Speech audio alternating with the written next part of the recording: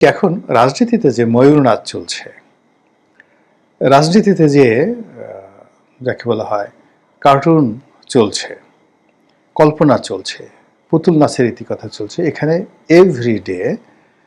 এমন কিছু দৃশ্য আমরা দেখতে পাচ্ছি, সেই দৃশ্য দেখে আমাদের কাছে মনে হচ্ছে মানে একটা আরব্য রজনীর মহানায়ক, সেই 40 চোর, মানে আলীবাবা এবং 40 চোরের সেই চিচিং ফাঁকের গল্পের চাইতেও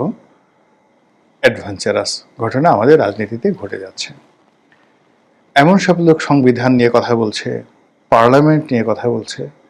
যারা জীবনে পার্লামেন্ট যেতে পারবে না, ভোট তো দূরের কথা, মানে কোনো অবস্থাতেই সম্ভব না, কিন্তু এটা পার্লামেন্ট কেমন হওয়া উচিত, পার্লামেন্ট মেম্বার কেমন হওয়া উচিত, ভোট কিভাবে দেওয়া উচিত, হয়তো সে জীবনে ভোটই দেয়নি, তারা ভোট সম্পর্কে নানা রকম কথাবার্তা বলছেন,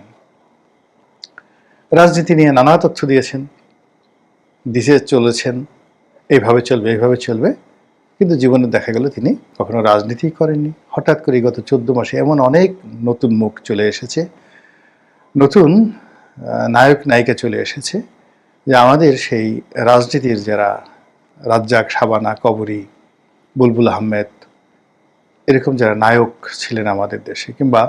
ইন্ডিয়ান চলচ্চিত্রে দিলীপ কুমার, রাজকুমার, রাজ কাপুর, এই কিংবদন্তিগুলোর জায়গাতে এখন এমন জায়গাতে চলে আসছে, মানে আপনি এটা বলা যাবে না, বলা যাবে না। এখন আপনি গায়ক হিসেবে যদি মানে 100 নম্বর দিতে চান ইভা রহমানকে কিংবা হিরো আলমকে, নায়ক হিসেবে হিরো আলমকে নায়ক এবং গায়ক হিসেবে আপনি যদি